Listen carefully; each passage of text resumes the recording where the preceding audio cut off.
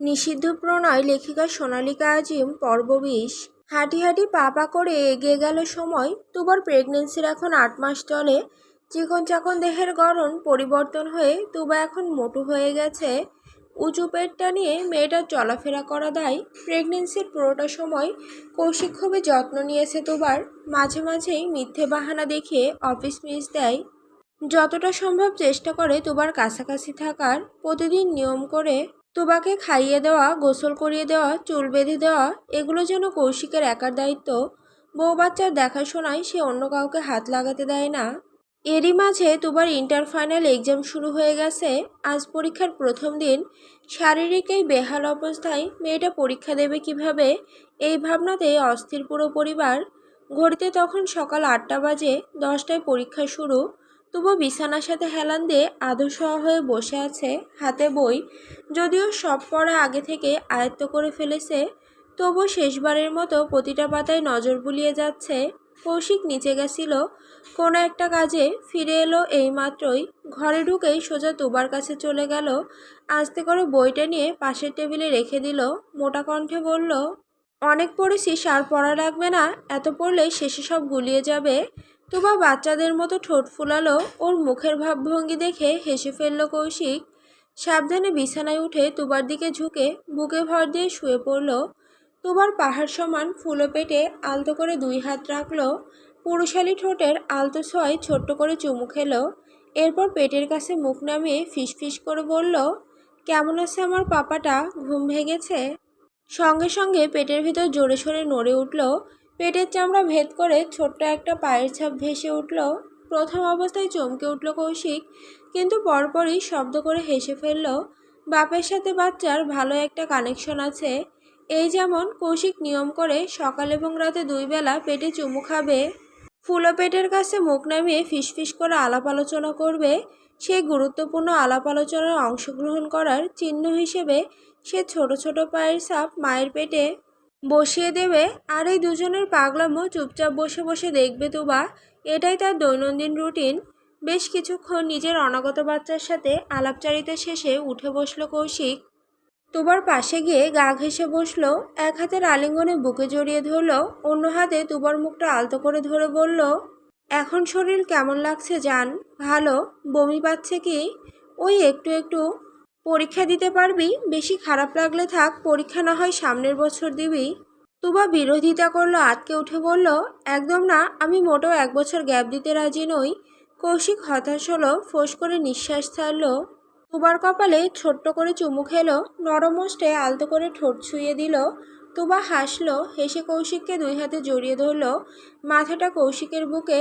তুবা আলতো হাতে তর্জনী আঙুল ঘুরিয়ে ঘুরিয়ে কৌশিকের বুকে আঁকিবুকি করতে লাগলো।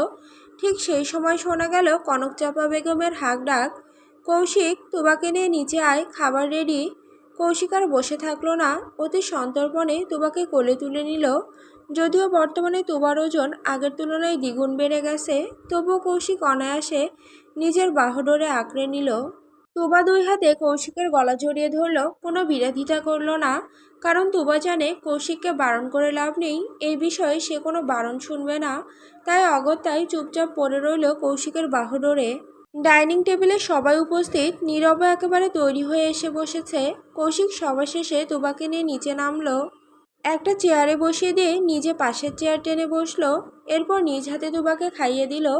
এটা যেন আজকাল তুবার জীবনে দৈনন্দিন রুটিন। প্রতিদিন 2 বেলা কৌশিক তুবাকে নিজ হাতে তুলে খাইয়ে দেয়। দুপুরের 1 বেলা মিস হয়ে যায় কৌশিকের অফিসে থাকার কারণে।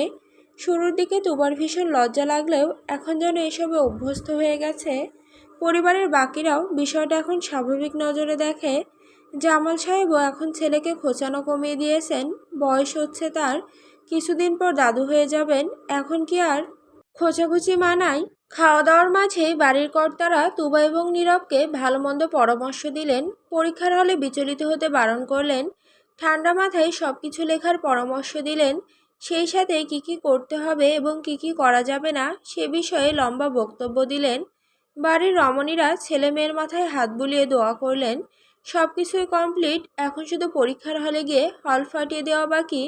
অতঃপর খাওয়া দাওয়া শেষে সবার থেকে বিদায় নিয়ে তুবা, কৌশিক এবং নীরব বেরিয়ে পড়ল পরীক্ষার হলের উদ্দেশ্যে। পরীক্ষা কেন্দ্রে পৌঁছাতে সময় লেগেছে প্রায় আধা ঘন্টা। রিমি আগে থেকেই তুবার জন্য অপেক্ষা করছিল। তুবাকে আসতে দেখে হাসি মুখে এগিয়ে গেল, কিন্তু পাশেই নীরবকে দেখে সঙ্গে সঙ্গে মুখের হাসিটাও উধাও হয়ে গেল রিমির।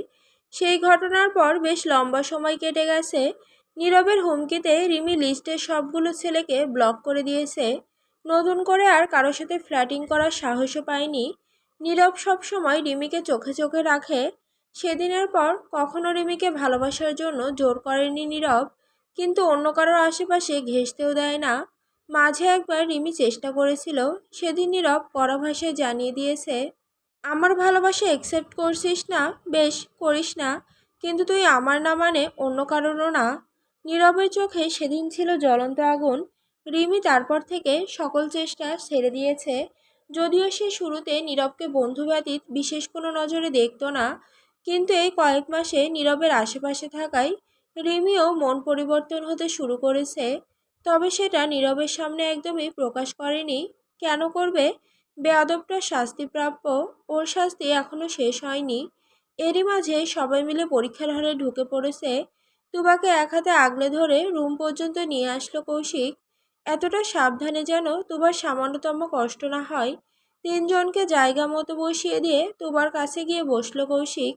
এতটুকু হাঁটাতেই হাঁপিয়ে উঠেছে মেয়েটা, কপালে বিন্দু বিন্দু ঘাম জমেছে, শ্বাসটাও টেনে টেনে নিচ্ছে। কৌশিক চিন্তিত চেহারায় পকেট থেকে রুমাল বের করে তুবার কপালের ঘাম মুছে দিল। পানির বোতলের মুখ খুলে তুবার মুখের সামনে ধরল। কয়েক ঢোক পানি খেয়ে বোতলটা রেখে দিল তুবা। কৌশিক বিচলিত কণ্ঠে জিজ্ঞেস করলো, খারাপ লাগছে জান? তুবা উপর নিচ মাথা দোলালো, ক্লান্ত দেহটা এলিয়ে দিল কৌশিকের ওপর।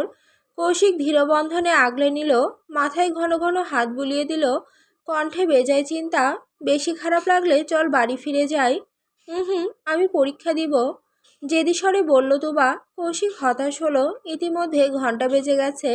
পরীক্ষার্থী ব্যতীত একে একে বাকি সবাই বেরিয়ে গেল। কৌশিক ক্লান্তের ন্যায় উঠে দাঁড়ালো। যাওয়ার আগে তুবাকে স্পষ্ট করে বলল, আমি বাইরে আছি, খারাপ লাগলে আমাকে ডাকবি। তুবা মাথা নাড়ল। কৌশিক আবার বলল, পানির বোতল রেখে গেলাম, গরম লাগলে পানি খাবি, পানি শেষ হয়ে গেলে আমাকে ডাকবি। আচ্ছা। বমি পেলে সঙ্গে সঙ্গে আমাকে ডাক দিবি। আচ্ছা। মাথা ঘুরলেও আমাকে ডাকবি। আচ্ছা বাবা, ডাকবো। আমার কাশি আসলেও ডাকবো। এখন জানতো। তুবা অধৈর্য সুরে বলল। কৌশিক দরজার দিকে এগিয়ে গেল। হলের ডিউটিরত শিক্ষককে উদ্দেশ্য করে বলল, স্যার, ওই যে 4 নম্বর বেঞ্চে যে সুন্দরী মেয়েটা বসে আছে, ও আমার ওয়াইফ, আসলেও প্রেগনেন্ট, একটু খেয়াল রাখবেন প্লিজ। ভদ্রলোক চশমা চোখে ঘাড় ঘুরিয়ে তাকালেন, এরপর অভয় দিয়ে বললেন, ঠিক আছে, খেয়াল রাখবো, আপনি প্লিজ ক্লাসের বাইরে যান। কৌশিক একটু থামলো, এরপর নিরুপায় ভঙ্গিতে ক্লাস থেকে বেরিয়ে গেল, কিন্তু চিন্তামুক্ত হতে পারল না এক বিন্দু, বরং ক্লাস থেকে বের হতেই দুশ্চিন্তা বহুগুণ বেড়ে গেল। ভেতরে তুবা একা আছে, যদি ওর বেশি খারাপ লাগে, যদি অসুস্থ হয়ে পড়ে, তখন কি হবে ভাবতেই বুকটা মুচড়ে উঠল কৌশিকের। সে হন্তদন্ত ভঙ্গিতে ছুটল প্রিন্সিপালের রুমের দিকে। পরীক্ষা শুরু হয়েছে সবে 10 মিনিট হচ্ছে। এরই মাঝে কৌশিক ক্লাসের সামনে এসে হাজির, সাথে প্রিন্সিপাল স্যারও এসেছেন। দুজনে একসাথে ক্লাসরুমে প্রবেশ করলো। প্রিন্সিপাল স্যার ডিউটিতে থাকা শিক্ষকদের উদ্দেশ্য করে বললেন, ছেলেটা পাগল করে দিচ্ছে আমাকে, ওকে কোথাও একটা বসার জায়গা করে দিন প্লিজ। আমি অনুমতি দিচ্ছি, কৌশিক আমার বন্ধুর ছেলে। ক্লাস টিচাররা আর দ্বিমত করার সুযোগ পেলেন না। 4জন টিচারের মধ্যে থেকে একজন একদম শেষের একটা বেঞ্চে দেখিয়ে বললেন, আপনি এটাতে বসতে পারেন, কিন্তু মনে রাখবেন স্টুডেন্টদের যেন সমস্যা না হয়। কৌশিক প্রশস্ত হাসলো, ধপ করে গিয়ে পিছনের বেঞ্চে বসে পড়ল। মনের খুঁতখুঁতানি এবার অনেকটা কমেছে। ঘড়িতে টিকটিক শব্দে সময় পার হচ্ছে। ক্লাসে উপস্থিত সকল শিক্ষার্থী যার যার মতো লেখায় ব্যস্ত। পুরো ক্লাসরুম জুড়ে কলমের খসখস আওয়াজ ব্যতীত আর কোনো শব্দ নেই।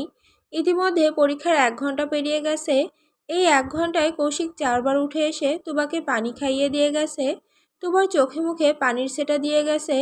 বারে বারে উঠে এসে জিজ্ঞেস করছে খারাপ লাগছে কি না। শেষে বিরক্ত হয়ে ক্লাস টিচার তুবাকে উঠিয়ে পেছনে পাঠিয়ে দিয়েছে। এবার দুজনে পাশাপাশি, তুবা বেঞ্চের এক কোণে বসে লিখছে, আর কৌশিক একই বেঞ্চের অপর প্রান্তে। একজন শিক্ষক অনবরত ওদের আগে পিছে পুলিশের মতো টহল দিচ্ছে। তুবা হতাশ হলো, নিজের হাতে কপাল চাপড়ালো। মানুষ বউকে ভালোবাসে তাই বলে এত, এই পাগলামির জন্য বাড়ি গিয়ে কৌশিক নিশ্চিত জামাল সাহেবের বকা খাবে। প্রিন্সিপাল স্যার অবশ্যই এতক্ষণে জামাল সাহেবকে ফোন করে জানিয়ে দিয়েছেন তার ছেলের কাণ্ডকারখানা। বাড়ি ফিরে আরও একবার তর্ক বিতর্ক হবে বাপ ছেলের মধ্যে। ভাবতেই বুকটা ভার হয়ে এলো দুবার।